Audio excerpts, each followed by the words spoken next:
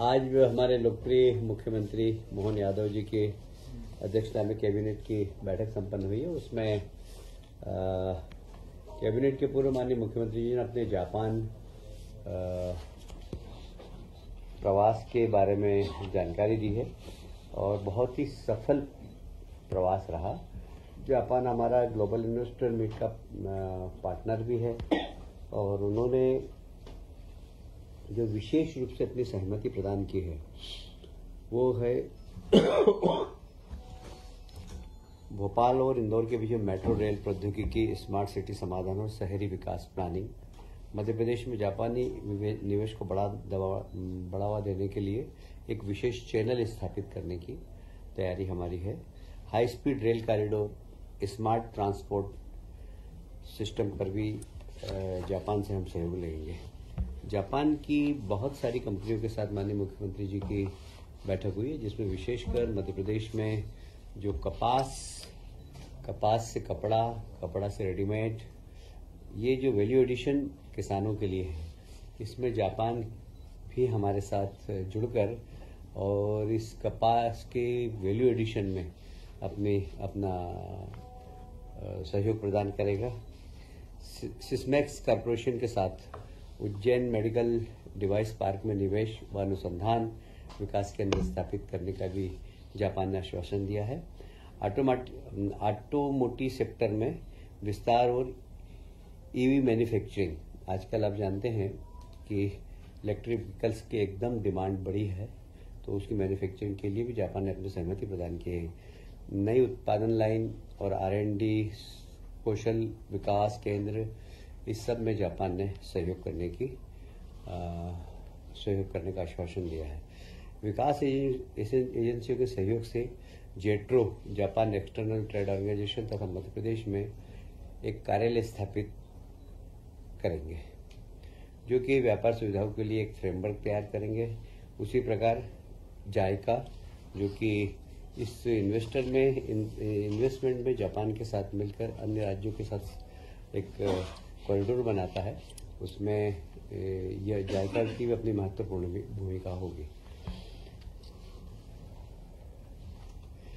केंद्रीय बजट में आप सभी जानते हैं माननीय प्रधानमंत्री जी ने मध्य प्रदेश में और विशेषकर देश के अंदर ही युवाओं, किसान, महिलाओं, इनके सशक्तिकरण के लिए, गरीब युवा, किसान और महिलाओं के सशक्तिकरण के लिए केंद्रीय बजट को फोकस किया।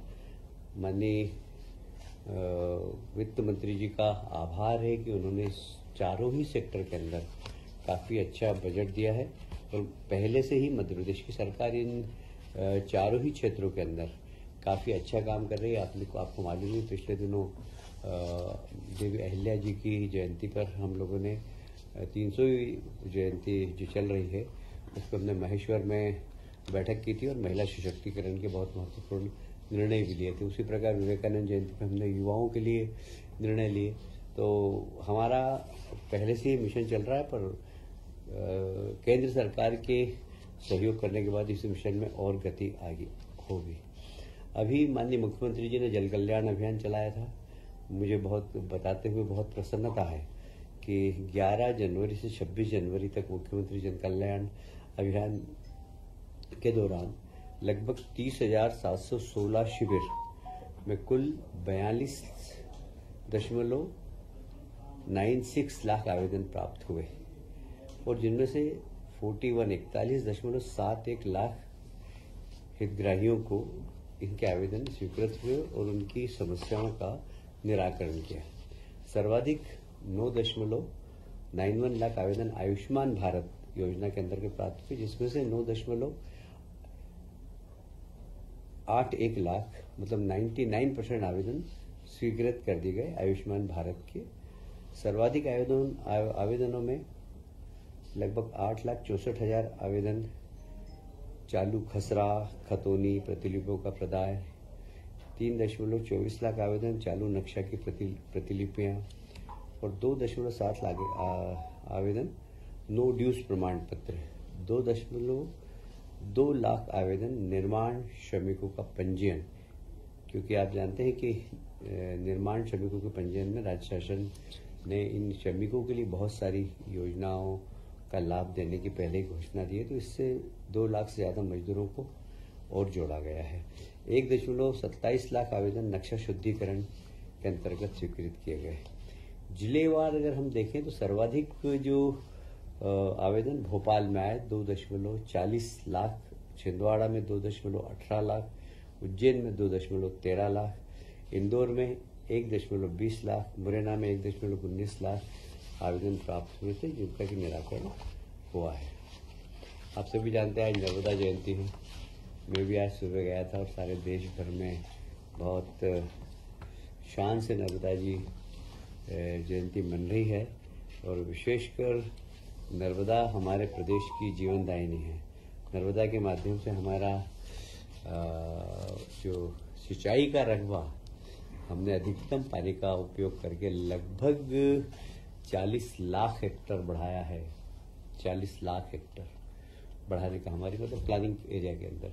तो 40 लाख हेक्टर अगर देश के अंदर इरिगेशन सिर्फ नर्मदा जी के माध्यम से होता, आप समझ सकते हैं प्रदेश के सिंचाई में नर्मदा जी का कितना बड़ा योगदान है। प्रधानमंत्री आवास योजना प्रथम चरण, आपको मालूम है कि देश के अंदर हमने बहुत ही सफलतापूर्वक प्रथम चरण हमने मनाया। लगभग 9.5 लाख आवास हमारे स्वीकृत किए थे। उसमें से 8.5 लाख लगभग हमने मकान लोगों को आवंटित कर दिए। उसमें मध्य प्रदेश को देश भर में दूसरे नंबर पर सम्मानित किया गया। और मध्य प्रदेश को इसके अलावा भी बहुत सारे पुरस्कार मिले हैं प्रधानमंत्री आवास में अच्छा काम करने के लिए। अभी 2.0 माननीय प्रधानमंत्री जी ने स्वीकृति प्रदान की है और उसमें 1 करोड़ मकान बनाने की उन्होंने सारे देश में घोषणा की, जिसमें 10 लाख मकान मध्य प्रदेश ने बनाने का निर्णय लिया है। और ये वही उसी प्रकार की स्कीम है। इसमें एक तो बेनिफिशियरी लेड कंस्ट्रक्शन मतलब BLC, जिसके अंदर हम खुद बना कर देते हैं मकान, और फिर दूसरी है अफोर्डेबल हाउसिंग इन पार्टनरशिप। ये यदि कोई व्यक्ति का प्लाट है, पट्टा है, तो हम सीधा उसको हम उसके खाते में जमा कर देते हैं पैसा। तीसरा है हमारा अफोर्डेबल रेंटल हाउसिंग। ये प्रधानमंत्री जी ने पिछली बार घोषणा की थी कोविड के समय कि ऐसे लोग जो शहरी क्षेत्र में आते हैं, जाते हैं, कहीं पर इंडस्ट्री लग रही है तो वहाँ मजदूर आता है, कहीं पर कंस्ट्रक्शन के काम चल रहे हैं, रोड कंस्ट्रक्शन चल रहा है, तो मजदूर कहाँ रहेगा। तो ऐसे अफोर्डेबल रेंटल हाउसिंग बनाना चाहिए, जिसके लिए इस योजना में सम्मिलित किया गया है। इसमें छात्र भी रह सकते हैं, वर्किंग वुमेन्स भी रह सकती है, तो इस योजना के अंतर्गत वो भी एक सम्मिलित किया गया है। ऐसे ही इंटरेस्ट सब्सिडी जो मिलती है उसमें थोड़े से अपर मिडिल क्लास के लोग भी इसका लाभ ले लेते हैं। तो ये 4 वर्ग के अंदर मकान बनेंगे। इसमें लगभग 10 लाख मकान बनाने का हमने निर्णय लिया है। अब इसमें किन किन लोगों को मकान मिले, इसके लिए भी केंद्र सरकार ने गाइडलाइन दी है। विशेषकर हमारी वो महिलाएं जो विधवा नहीं बोलते हैं आजकल, क्या बोलते हैं, कल्याणी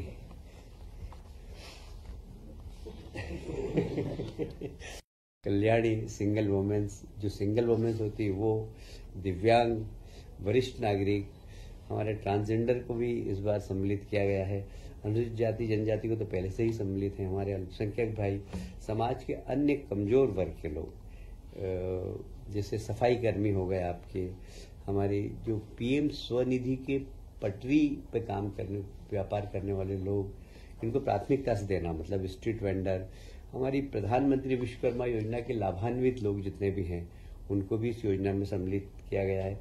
विभिन्न कारीगर, आंगनवाड़ी की कार्यकर्ता, भवन व अन्य निर्माण श्रमिक, उनको भी इसका लाभ मिलेगा। और मलिन बस्ती के निवासी पर विशेष ध्यान दिया जाए, जिससे कि बस्तियां झुग्गी मुक्त मध्य प्रदेश बन सके।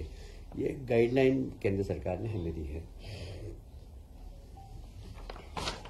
मैं समझता हूँ इसमें मध्य प्रदेश बहुत पहले भी हमने अच्छा काम किया है, आने वाले समय में और हम अच्छा काम करेंगे और मध्य प्रदेश को हम झुग्गी मुक्त करने का प्रयास करेंगे। देखिए, हमारी सरकार कितनी तेज गति से काम करती है। अभी माननीय मुख्यमंत्री जी जापान होकर आए। जापान ने 2 विषय में अपना इंटरेस्ट दिखाया। एक मध्य प्रदेश सेमीकंडक्टर में भी कुछ वहाँ के व्यापारियों ने इन्वेस्टमेंट करने की अपनी रुचि दिखाई थी, तो हमने तत्काल पॉलिसी बना दी और आज ये पॉलिसी कैबिनेट ने पास भी कर दी है। इसमें इलेक्ट्रॉनिक्स,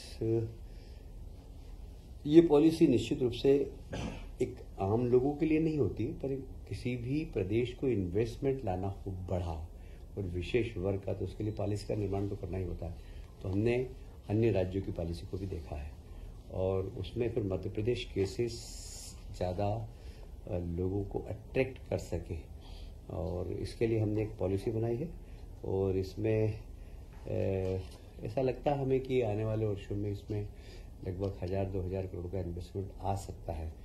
इसमें रोजगार बहुत ज़्यादा तो नहीं मिलता, पर एक इकोसिस्टम तैयार होता है और इस इकोसिस्टम के कारण बहुत सारी छोटी छोटी इंस्लरीज भी आ जाती है, तो वो मिलाकर हमें एक काफ़ी लाभ होगा। आज तो आप जानते हैं सेमीकंडक्टर दुनिया की, इसके बिना तो आज के समय में दुनिया का संचालन रुक जाए यदि सेमीकंडक्टर नहीं हो, तो इतने हम लोग डिपेंडेंट हो गए इसके लिए।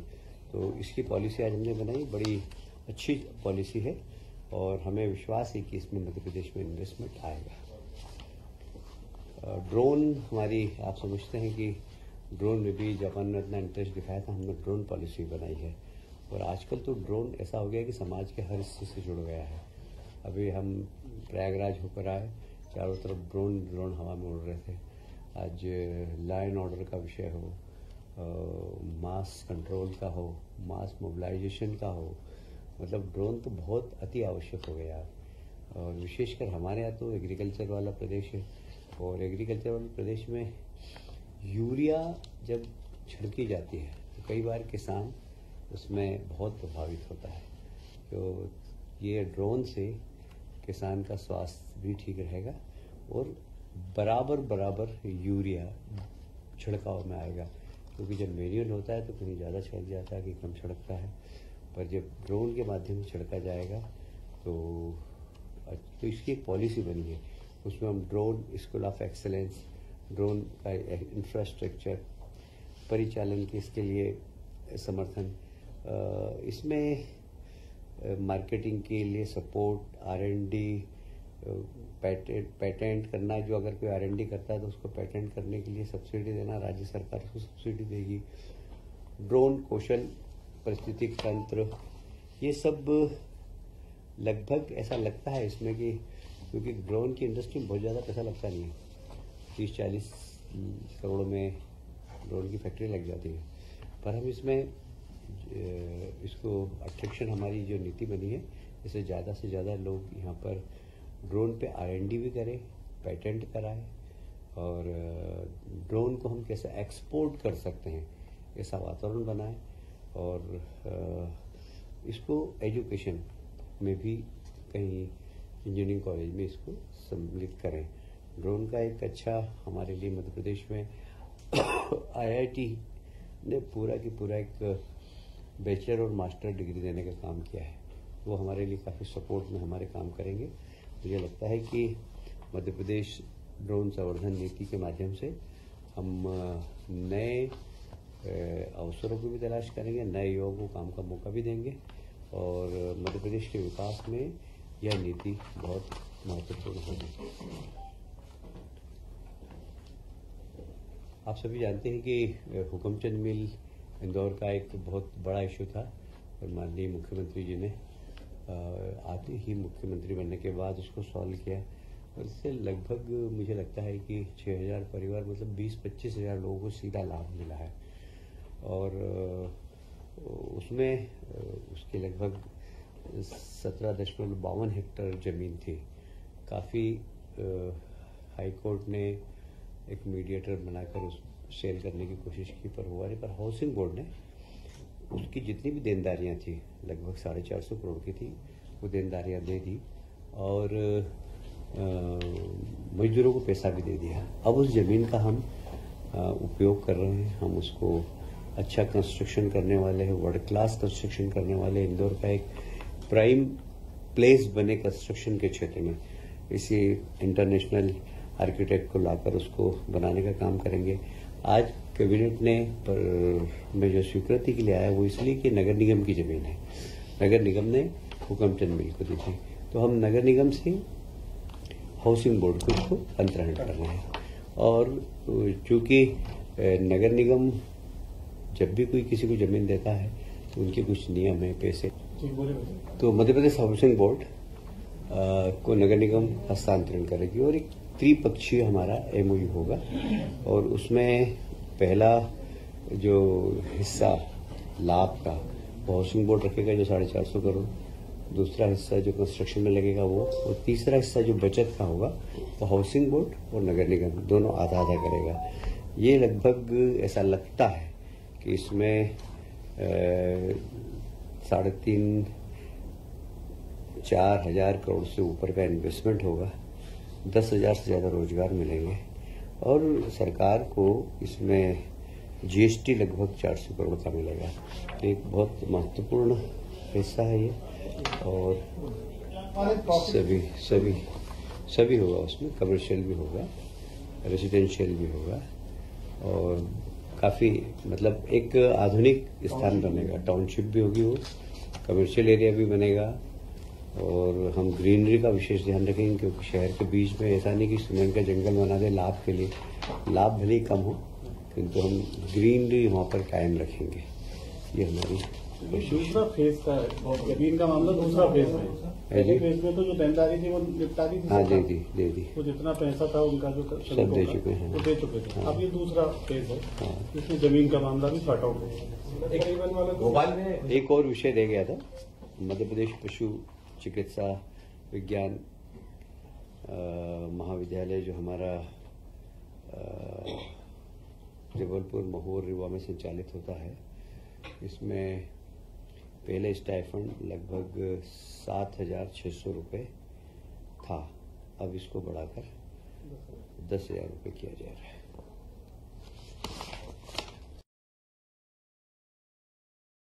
इसके लिए